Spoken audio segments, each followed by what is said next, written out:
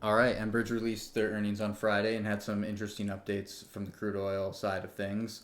Not a lot of questions on the crude oil side of things, but to the extent that there were some interesting updates, and we're going to go over those because they could have some repercussions for some routes of where the pipelines are going and some supply and demand stuff. So, regular housekeeping items, reach out to us. I'll put my email in the body or right below the video. And also, if you don't want to watch the whole video, I don't blame you. No, just kidding. But you can read the summary article below the video that I'll have there. You'll be able to get most of what I say from that. So yeah, let's just jump in. So I have Enbridge up here. I think we got two kind of interesting updates. Well, one's not too interesting, but it's still useful to talk about. So update number one, I'll put is their Mainline Optimization Project. So 150,000 barrels a day moving from the Alberta area down to the Midwest. That looks like that's on schedule. That looks like it's. I think their target time frame for that's 2027. So 150,000 barrels a day of new egress capacity via optimization project on Enbridge. And that's going to be paired with this Flanagan South expansion. So Flanagan South, an oversubscribed expansion of 100,000 barrels a day, moving some of those barrels or the majority of those barrels to the Gulf Coast. So this is really nothing new for Enbridge and a lot of midstream companies. This is kind of right out of their playbook is, hey, we want to touch the barrel as many times or as far as possible to get the oil to where they go, and we collect tolls all the way along the way. So Enbridge has been doing this with this route for over a decade now. They expand the main line. The more barrels come into the Midwest. Some of them get eaten in the Midwest. To the extent that they don't, they come down to the Gulf Coast.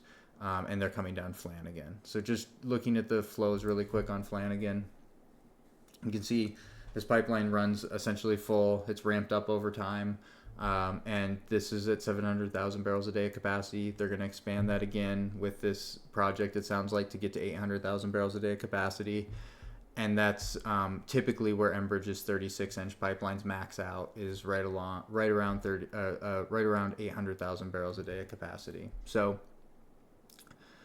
what's interesting is, and what we'll talk about next with the Southern Illinois Connector project, is when I did my first video on Southern Illinois Connector, I kind of thought about Southern Illinois Connector as, hey, this is the next way that they're going to get heavy oil down to the Gulf Coast, and it may still be that, but some of the comments in the earnings call lead me to believe that it's less about additional egress capacity. Certainly down the road, that could be a route that they would use. But more of a recontracting play is the way they kind of worded it. So we'll talk about what the implications of that are next. But just really quick, they'll expand this. There's space on Seaway to be able to take these barrels. If we look at the monthlies here, you can see over the last few years, some of the disclosures and some of the filings allow us to estimate or break out what we believe are the Flanagan lease flows.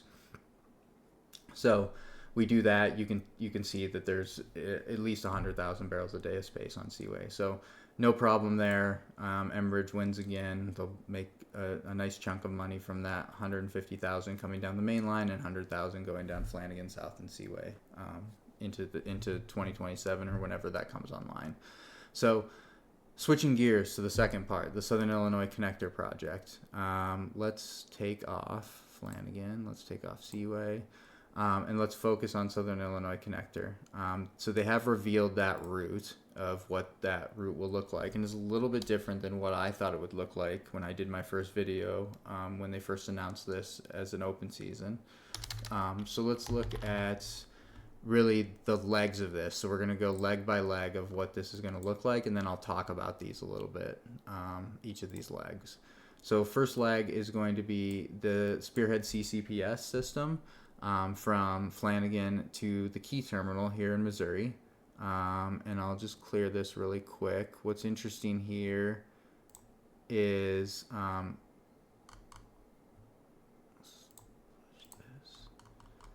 they do have a pretty sizable terminal here that's not doesn't appear to get a lot of use, but there's quite a few tanks here, so this could certainly be an area where they could stage some oil and move oil from one pipeline to another without adding much capital, which is interesting and maybe one of the reasons they chose this path. The second piece of this path is going to be Platte Pipeline. So Platte Pipeline moves oil from the Guernsey area, drops a little bit in Nebraska for some mid-con refineries here. Sometimes drops some at the key terminal in Missouri that goes down to Cushing, but the majority of the oil makes its way to the Wood River refinery here. Again, to show the path here, we're going to go west, and then we're going to go back east, and then we're going to go into this new build pipeline that they talked about over to Patoka, and then we're going to get on ETCOP.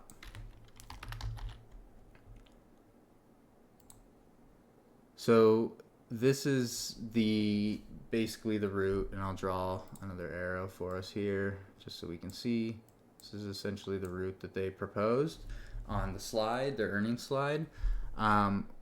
It's different than what I thought it would be. So I thought, for a couple of reasons, which we can dissect a little bit here. So let me clear this, and we'll talk about some of these. Okay, so I guess reason number one is there's a more direct path to get from Flanagan to Patoka than what they're taking here. And it's an existing pipeline, and Enbridge owns 65% of that pipeline. So, I mean, that checks a lot of the boxes of stuff you should do when you're trying to do an expansion project. Most direct route, pipeline that potentially has capacity on it, which this does. So this is Southern Access Extension, also known as the Illinois Extension Pipeline. So if we look at just the quarterly flows here, you can see capacity is 300,000 barrels a day. They're only moving a little over 200,000 barrels a day. What may throw a wrench in this, there's a couple reasons they may not have chosen this route. Number one, Marathon is the main shipper on this pipeline. Maybe Marathon has no interest in taking part of this. They want the pipeline capacity for themselves. That's, I guess, possible. I don't know what kind of veto power they have, as MPLX owns 35% of this pipeline over a project. But it certainly is possible that Marathon has plans for this down the road, and they want to be able to. This going down to Patoka hooks into their pipes that go to a lot of their Midwest refineries. It also hooks into Capline that can take the barrel south as well. But I thought this route made a lot more sense to take to get down to Patoka, and then you could get on an ETCOP at Patoka and take that. It doesn't appear to be the direction they're going. Another reason is a potential most favored nations clause that could be on this pipeline. So Marathon's the anchor shipper on this pipeline, and if we just pull one of the terms out of the air, I think there's a 10-year option for 50,000 barrels a day plus. That's I believe it's over $3 on this pipeline. So if you were to offer other shippers capacity on this pipeline, if there's a most favored nations clause, the way they're typically structured is you have to offer the Marathon shipper or the existing shipper the same lower rate. So they're essentially it's like a soft floor on the rate that you can offer for that route. So at $3+ potentially for a rate, they may have said, hey, we can actually do better if we actually go take our capacity on Spearhead, use some capacity on Platte, and then do a new build and do better than a little over $3 that we would get on this pipeline. I think it's a bit of a hard sell with a new build. Now, I could buy into this if it was all existing pipeline, but with a new build, I think the economics are tough even at $3 to make that work. But yeah, this is the route they've chosen. So we'll keep digging in and look at some potential here. Another thing that makes this weird, and another reason I kind of discounted the possibility of this route, is I viewed this Spearhead pipeline as pretty valuable capacity. This pipeline runs pretty full, as you can see, 193,000 barrels a day capacity. It has long-term agreements, which are all set to run out in 2026. So certainly a large amount of rollovers in 2026 opens up some capacity there. But I personally assumed that they wouldn't have too much trouble renewing that capacity into Cushing. But maybe this route just isn't as as economic as I think it is, which is interesting in and of itself. Now, a few other things to think about with this routing is if you look at Platte does have space on it. So to the extent that we're looking at a pipe like Platte, we can look at the flows here. They do have space on their pipeline. I mean, it's not a ton. So like this project was pitched at 200,000 barrels a day. Even if we take away all the flows that are coming over from Guernsey, there's not 200,000 barrels a day on Platte. Perhaps it could be expanded, but there is some open capacity, and they could certainly fill that. I guess the question for me becomes, if you're going to take away the Flanagan to Cushing flows on CCPS and you're going to do more short haul flows on Platte, is there a plan? Let me draw it here. Is there a plan to get more aggressive with this route here? So this is a route that already exists. It's not via a joint tariff, but you can certainly move your barrel from Guernsey to Key on Platte and then down CCPS.